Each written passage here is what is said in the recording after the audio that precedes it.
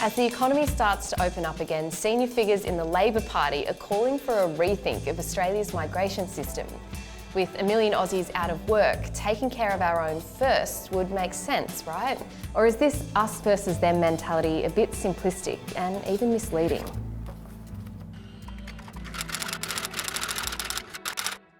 In January this year, nearly 2.5 million foreigners called Australia home, temporarily. We have the second largest migrant workforce in the OECD. A temporary migrant is anyone who doesn't automatically have the right to stay indefinitely. They come here on a range of different visas, from a tourist who can stay for 3 to 12 months, through to a skilled worker who can stay for up to 4 years. In fact, the bulk of those 2.5 million are New Zealand citizens, tourists and international students. So with people queuing up for the dole, is it time we told those foreigners to go home, or at the very least, to stop coming? To answer that, let's consider 3 things: jobs, economy and population. First, jobs. Ever since John Howard said this, "We will decide who comes to this country and the circumstances in which they come." The politics of who comes to Australia has been fraught. Elections are won and lost on it, which might be why just before last year's federal election, Prime Minister Scott Morrison capped the number of permanent migrants at 160,000 per year. But the PM left temporary migration uncapped, and that's for a reason. They help to fill up skill shortages in the economy. They're crucially important in trying to plug gaps in major projects. For example, Australia needs 18,000 more cybersecurity workers by 2026. That's 3,000 more per year. The current number of graduates is just 500 a year. It's not just at the very skilled end either. Nearly 4 in 10 aged care workers are born overseas, and we'll need to triple that workforce over the next 30 years. Second, the economy.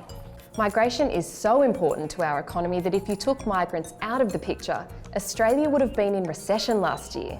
Take international students just as an example. After coal, iron ore and natural gas, educating them is actually our 4th biggest export, and the government gets the good end of the deal. Their taxes help offset the healthcare, education and welfare we all use. We see that the net fiscal impact for temporary migrants is actually quite high. So they pay more into the government, into the coffers, than they actually take out. Third, population. Australia is one of the fastest growing countries in the OECD, and before you start shouting "F off, we're full," have a think about why that might be a good thing. We have an ageing population.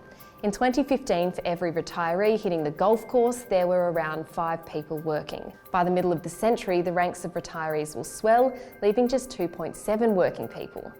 The jobs they've left won't disappear. They'll still need to be filled, and that's where migrants come in. But now, thanks to COVID-19, the days of the fast-growing Australia could be over. 300,000 temporary visitors have already left this year, and next financial year will see overall migration fall by more than 80%. And it's not like we can replace those people who flew here with the ones who grew here either. Our fertility rate will reduce as coronavirus makes young people like me decide to put off, reduce or reject having kids altogether. It would be really silly, I think, to try and say, that thing that's helped us so far is something that we're going to turn our backs on. Putting aside the cold, hard economic argument for just a second, we are a nation of migrants. Half of us have been either born overseas or have at least one parent who was. So when I hear Labor figures call for a rethink, I can't help but wonder if this is less about good policy and more about winning the next election. Rethinking migration is kind of a dog whistle rhetoric that tears Australians apart right when we need to come together. Besides, now more than ever, we literally can't afford it. Hey, if you enjoyed that, make sure you subscribe to The Feed's YouTube channel. And you can watch these videos here. See you next time.